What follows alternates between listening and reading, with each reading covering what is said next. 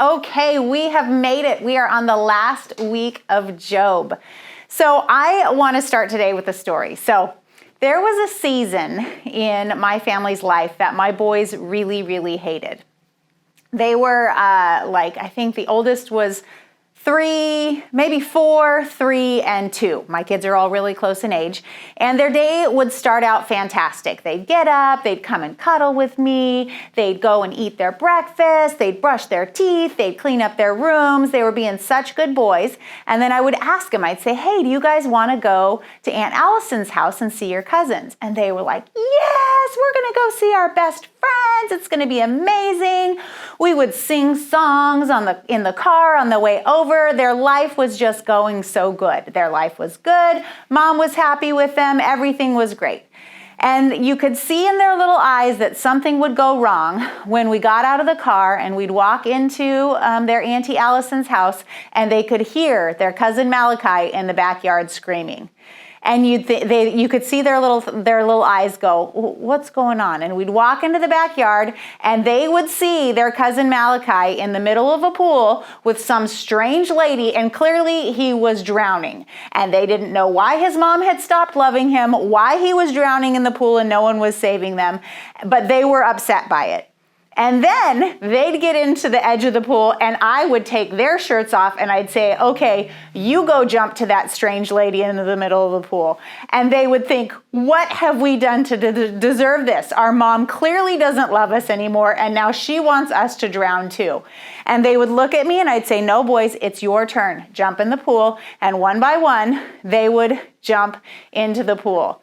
And they would go in and they would think, our lives are horrible. They would be in the pool and they'd be drowning. This strategy of teaching really young children to swim actually involves them swallowing a lot of water, but floating on their back in the water and just barely keeping their nose and their mouth out, actually floating like this. And they would be in this water and they would think, I do not understand what I did to deserve this. Why did my mom make me do this? Why is this happening to me? I don't want this ever to happen again. And what they didn't understand is that sitting on the edge of the pool, watching them go through all of this, I still loved them. And that they were going through this because there was a purpose. I had a purpose in their life. And that purpose involved long, carefree summers of them swimming in Auntie Allison's pool with Malachi and them not drowning. It also involved them surfing in the ocean and going in junior lifeguards and spending the entire summer just rolling in the sand and in the waves. I also have another picture I think of in here of Gideon jumping off of a cliff in Italy. What kind of a crazy boy jumps off of a perfectly good cliff and plummets, 20 feet into the water? Because this is the plan that I had for them. I had a much bigger plan. And I want you to know, I explained this plan to them many, many times, but their little 3-year-old, 2-year-old, 1-year-old, however old they were, their little brain could not grasp it. And whatever plans I had for them, they were not good enough. They did not care. It was not going to be worth them drowning in this pool. Just so you know, they never drowned. They always survived. They were just fine. And so really the only thing, they didn't have to understand my good and great plans for them. They just had to trust me. They had to trust that I had a good plan for them and that they just had to, their only way out of this situation was through it. They just had to get through the situation and learn the things that I needed them to learn in order for that to be able to move on with their lives. And obviously, there's a little bit of a connection with that in the book of Job. And so today, we're going to see kind of the end of this whole story. We're going to finally hear God's response. And so I'm going to go ahead. We're kind of in the last act of Job, and it's 3 or 4 chapters. So chapters 38 through 41. And we're finally going to hear, we've heard Job talk a lot. We've heard his friends talk a lot. And then we just last week heard Elihu, this other guy. He talked a lot. And so now we're going to hear God respond to all of these people, all of the things that they've said. And so I'm going to read just really quickly what God said. So it says, "Then the Lord spoke to Job out of the storm. He said, 'Who is this that obscures my plans with words without knowledge? Brace yourself like a man, and I will question you, and you shall answer me.'" And I've always read this, and I've always thought, why is God so mean? You know, we've got Job, he's lost everything. He's sitting on a pile of ashes, scraping himself with a shell. Why can't God just be like, "Job, it's okay. I love you. Don't worry. There's something else going on here." Why can't he be a little bit nicer to him? And I think the key to understanding that, there's a couple things that you can understand from this. But one of the main things is that Job is actually still in the middle of this trial. So if you remember all the way back to week 1, the way this all got set up was that Satan came to God and he said, "I don't think that your people will follow you unless you do nice things to them." That's kind of the whole thing. That's the trial. And God said, "Okay, I disagree. I think my people will follow me because I'm God, because I'm great and I'm wonderful and it's good for them and because they love me." And Satan said, "Okay, I want you to take everything away from this person and let's see if Job still follows you even when nothing good is happening to him anymore." And you can actually see his wife, when Job's wife says, "Curse God and die," that's kind of the terms of this trial. Will Job curse God and die, or will he bless God, even in the midst of all of this trial and turmoil and suffering and everything that he's going through? And so Job, in this part in chapter 38, he's still in the trial. He has not yet cursed God, and he hasn't yet blessed God. We are still in the midst of this trial.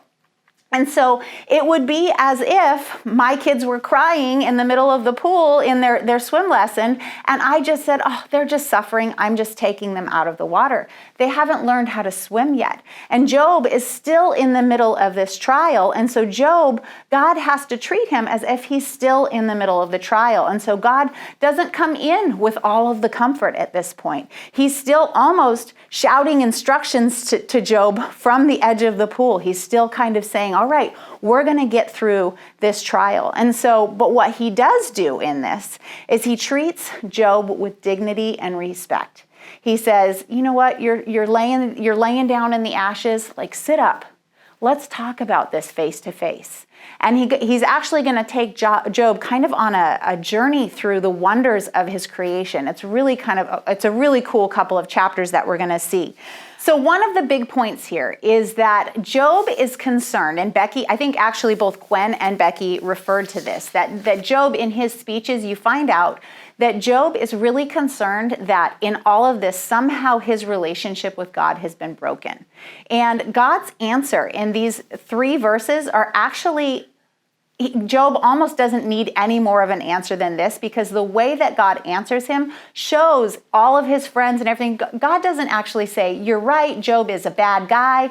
God answers Job as if that's not even a question. He stands up and treats Job with dignity and respect. And so in some ways, this is all the answer that God needs to give Job, which is that you are my guy. Job is my guy. I'm not displeased with him. I will stand here and talk to him as if he's my friend. Our relationship is secure. And that kind of is my first point of the day, is that even in the midst of life's worst storms, the very worst that life can throw at us, our relationship with God is secure. God may be doing big things. There may be a trial going on in heaven that we absolutely have no idea about. And we can face health disasters. We can face financial disasters. God may not even be very nice to us. He may not be using his nice words for us. But we can know that he is still with us. And even if the situation that we're facing, even if we brought it on ourselves, or even if we completely don't deserve it, that's beside the point. God is there with us, and he will never abandon us. Our relationship with God is secure in all of this, and we can know that he will speak to us from the middle of the storm. Okay, so then the next little bit of the couple chapters is we're going to see kind of a cycle of, Job is all about patterns. We saw that there were like 3 cycles of friends speaking and Job speaking and all that. It doesn't end in this section. So what we're going to see here is we're going to see God speak, Job speaks, God speaks, Job speaks, and then the conclusion. So that's the last little bit of these chapters. And so the way that it's going to work is chapters 38, all of chapter 38 through 42 is God speaking. And so God is going to make some comments on the arguments that have been made before, basically saying like, there's been a lot of unwise things said, and I'm going to respond now. And then he challenges Job, and I'm assuming his friends who are listening, with a series of rhetorical questions. Like, all right, if you can answer, go ahead and stand there and answer me like a man. Let's answer me these questions. And so he goes through a series of rhetorical questions over the next couple of chapters. And what these questions, the big summary of all of these questions are can you control things that are uncontrollable? Okay, so we see he walks kind of through the wonders of the world and points them out to Job and just kind of says, can you control that? No? I wonder who can. And it's him. He's standing right there. God can control it. And so he walks him through and he says, okay, were you there at creation? Were you there at the birth of the ocean? Were you, he points out to all kind of the big, huge things that are completely out of Job's control, but are under God's control. And he ends with, he kind of goes through animals, the way that God has control over some of the animals. And he ends actually with a horse, like a war horse, which is probably the closest thing that man can control. But even that thing that we think that we can control is wild and untamed beyond our imagining. And what God is asking Job is can you understand these things? Can you control them? Can you make them work for your good? And Job's answer is always going to be no. It's a rhetorical question. No, of course we can't do that. And God is saying, I can control all of these things. They're all under my control. And then we see in chapter 40 that Job speaks, okay? And so we know that Job, now we know we're coming to the end.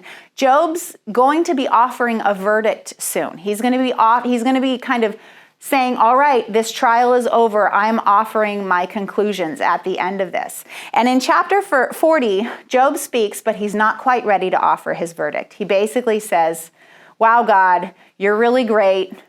I've already said all the things that I can say. I have nothing more to say. And God says, okay, then you're not quite through the trial yet. We're going to have to keep going. And so God makes kind of his final defense here in 46 through 41 through 34 is God's final word on the subject. And in the beginning of this section, in 46, God finally touches on the questions of justice. And he points out really clearly what everybody has been doing. And he kind of reframes the argument, I think, in a like multiple choice way almost, that makes it a lot more clear to us. And basically in verse 8, he says, would you discredit my justice? Would you condemn me to justify yourself? And so in this, what he's saying is that in all of these things, you guys have been saying that there's only 2 options. That there's an option that A, God is just. And if God is just, then Job has to be unjust or unrighteous. That if God is just and Job is unrighteous, then Job deserved it. And so that's all good. Everybody's happy with this. That's option A. And the opposite of that is that that Job is actually just and God is unjust. And so then that's the only way that our human minds can make sense of this, is that either God is just or Job is just. And what we're going to see in the rest of this section is that actually what God is looking for at the end of this trial is a C option, which is that God can be just, Job can be righteous, and both of those things can happen at the same time. That there's some bigger picture and some bigger thing that's happening, and it's not A or B, it's C. It's option C. And so God goes in again with some more rhetorical questions, and he asks some really huge questions. And the summary of these next few questions, which are like in verse 8 through 14, is God saying, can you as a man, can you bring justice to this world? And I think all of us honestly want to answer that question, yes. And our answer to that question is going to be, well, yes, of course I can bring justice, because what justice is if all the good things happen to me and the people that I love, good things happen to us, and bad things happen to the bad guys, to the other people. And I'm just going to tell you, every dictator that the world has ever known, every horrible leader, committer of atrocities, they have thought that they could bring justice to the world. Nobody is ever the villain in their own story. But we see the end result of all of man's justice is always atrocity and terrible, terrible things. And Job doesn't answer God in this section because he's a wise person and he recognizes that mankind, we can never bring true justice. The only one that can bring true justice is God. And that's why, again, this is a rhetorical question. The answer is always no. Only God can bring true justice. And so then God goes on and he kind of ends this section. You know, he's told Job about his control over the natural world. And then this last little section in 41 and end of 40 and 41 is God kind of brings up two creatures that we're not even sure what they are. Some people think they might be like a hippopotamus and a crocodile, but really I think they could potentially be like just a fantastic creation. You know, God is just saying the greatest creature that you could ever possibly imagine, which we have, it's called Leviathan and Behemoth are the two creatures that he describes. Are the greatest creature in the sea and the greatest creature on land. And God basically says, everything that you can possibly imagine, I am in control of. I'm in control of all creation. I'm in control of everything your mind could desire. And I am in control of true justice in this world. And so that's our second point, which is that even in the midst of life's worst storms, God is in control. He has control of creation. He has control of all of the creatures in creation, the small creatures, the mighty creatures, and the mighty creatures beyond our imagination. God says, I am in control in all of this. And then we're going to get to chapter 42. And you should be like holding your breath when you get to chapter 42, because the God of all of creation, the God who is in charge of all of this, has somehow left the verdict of this trial to this man sitting on an ash heap and rubbing his sores. Like God has said, even in this, I am going to let him issue the verdict for this. Will my people follow me? Even when they can't see the good, even when I'm not being good to them, what will my people do? And so in chapter 42, we see Job's reply. Then Job replied to the Lord, I know that you can do all things. No purpose of yours can be thwarted. You asked, who is this that obscures my plans without knowledge? He's like, me, it's me. Surely I spoke of things I did not understand, things too wonderful for me to know.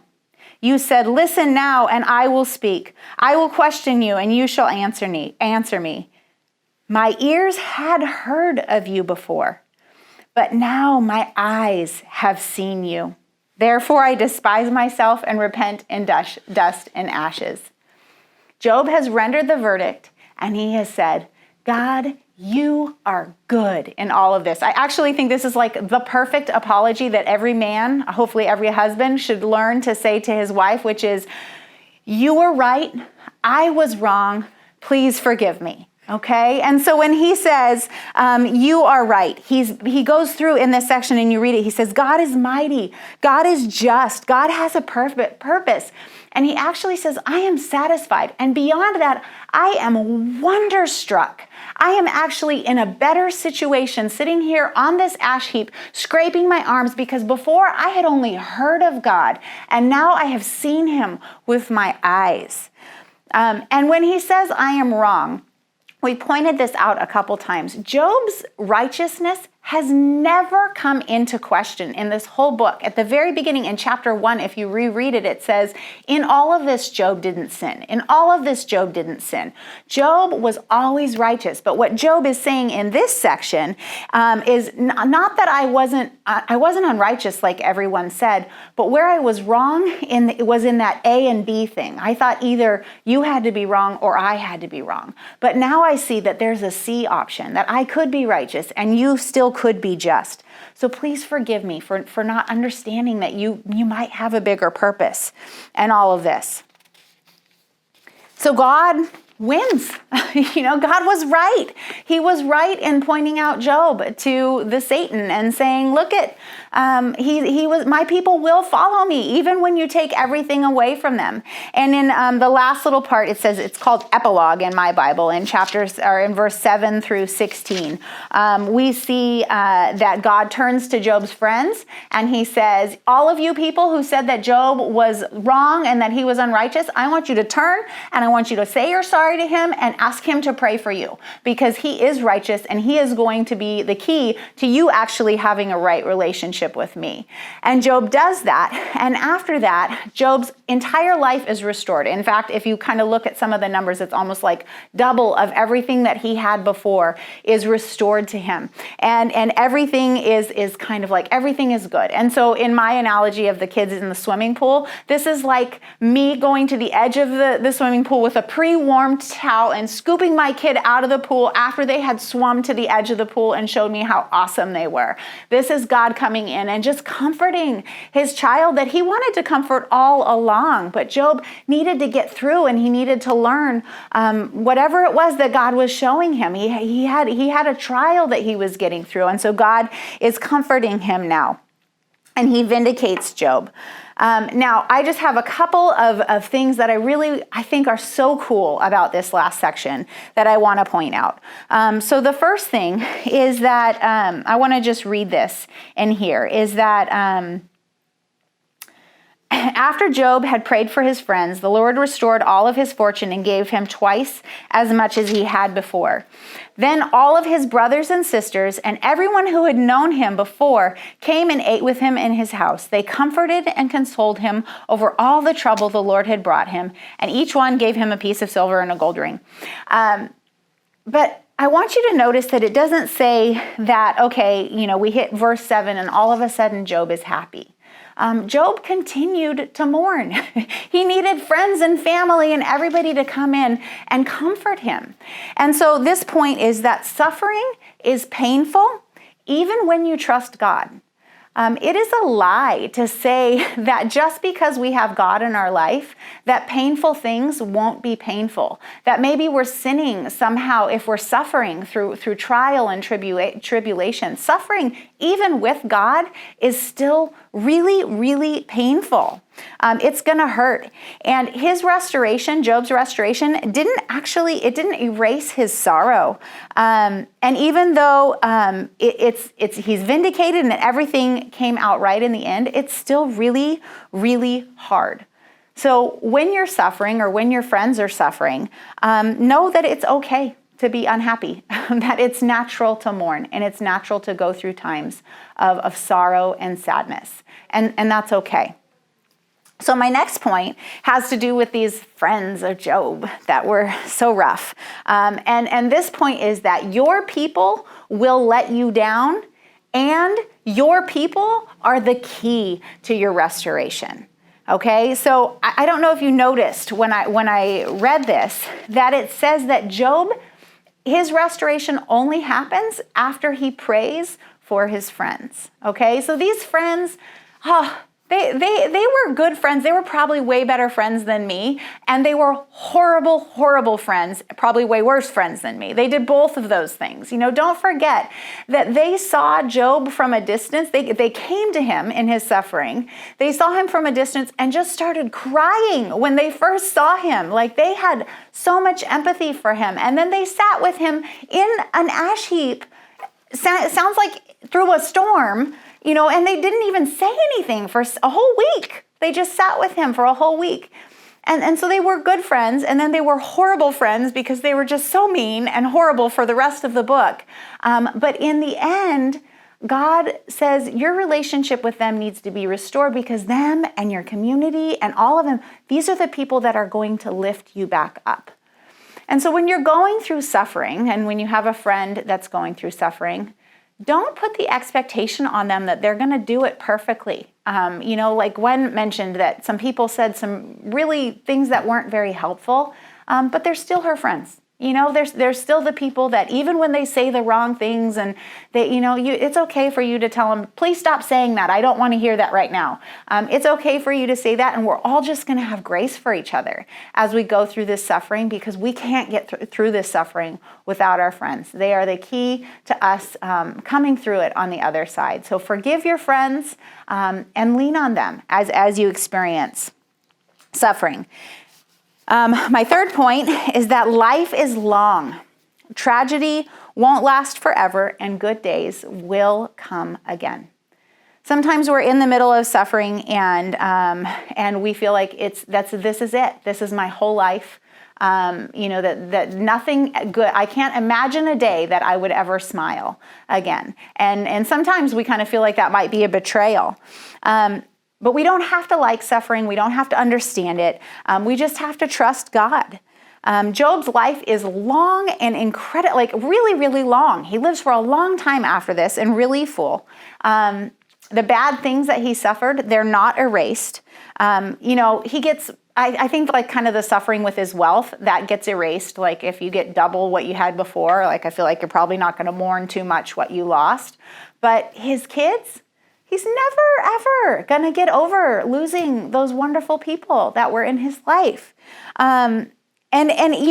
He's probably never going to come to a place where he says, oh yeah, he doesn't know that he's part of this big, grand cosmic story. It doesn't give us any indication that he knows that.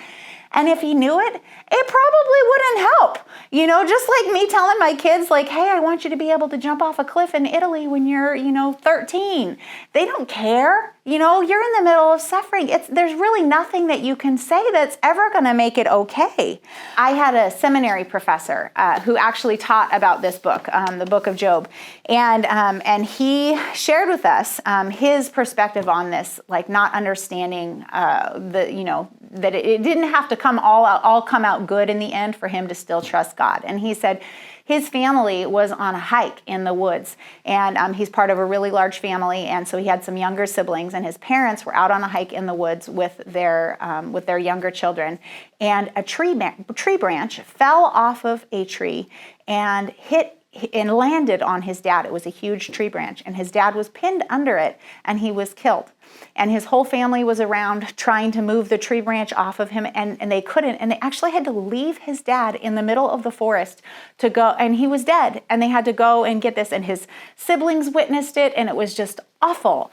And he said, his dad was a man of great faith, and they had an incredible funeral. And, at the funeral, everyone was just wondering, why did this happen? And then two of his cousins who were really far from the Lord accepted God at the funeral. They accepted Jesus as their Savior at the funeral.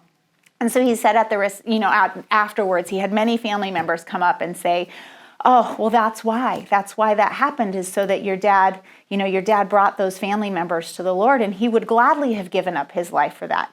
And my professor said, those were just like the stupidest answers that I could have, because God could have brought those family members to the Lord any other way. And why is it that my kids don't get to know their amazing grandpa, that I don't get to have him at my wedding and all of these things? He says, I'm really never, ever going to understand the answer. There's never going to be an answer that I'm going to say, oh, sure, that's okay, God. That's fine that my dad died.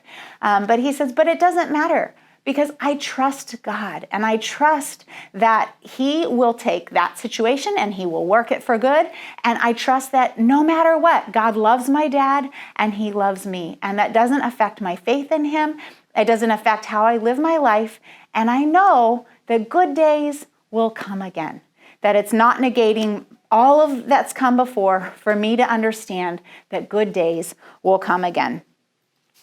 And that kind of leads me to my last point, which is in all of this, finding good, or it's not my last point, I have one more. Finding good in life after suffering is not a betrayal of your past. Good things are still possible. Good things are still good. Job can love the children that have died, and he can love the children that God brings to him. They're not replacements. You can laugh again after suffering. It will happen to you. And then finally, the where I want to end is that in this suffering, we have something that Job did not. Job asks for it repeatedly. He says, I just wish that there was someone here that understood, someone here that could stand up and plead my case for me. And we have that. We have that in Jesus Christ. And one of the things I didn't tell about my kids and their swimming situation was that we had the best swim instructor in the entire world. She was so amazing. She was actually the daughter of the woman who invented this method of children learning to swim at a very young age. And so the poor thing had been taught to swim when she was like 18 months old. And so she had so much empathy for my poor, shivering, struggling, drowning children in the pool. And she would sit there with them, and she would have them do a little part of the lesson, and then she would just love them. And she would always, whenever they were floating, she didn't see it, but her hand was right underneath them, and they didn't necessarily feel it, but she was pushing them back up to the surface so that they could catch a breath. And she was there the whole time supporting them. And I just think that's just such a beautiful picture of what Jesus does for us. We have a Savior who experienced every bit of suffering that we could possibly imagine. He experienced it. And He sits with us on the ash heap, and He doesn't say all the bad things to us. He just whispers good things in our ears, saying that you can do it. He keeps His hand on us, and He keeps us afloat. So in the end, I know a lot of us really kind of question why bad things might happen to good people. Why? And I think the conclusion that we can come to is that why really isn't a helpful question. Because I'm not sure that any of us could really understand the answer to why we're suffering, why we have to go through these hard times.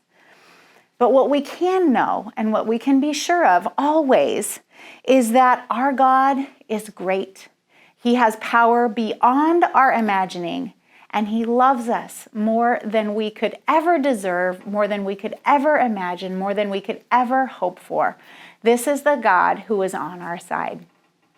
So we hope you have a great time in your groups, and we hope that you have loved this class. We love being with you, so have a great time of discussion.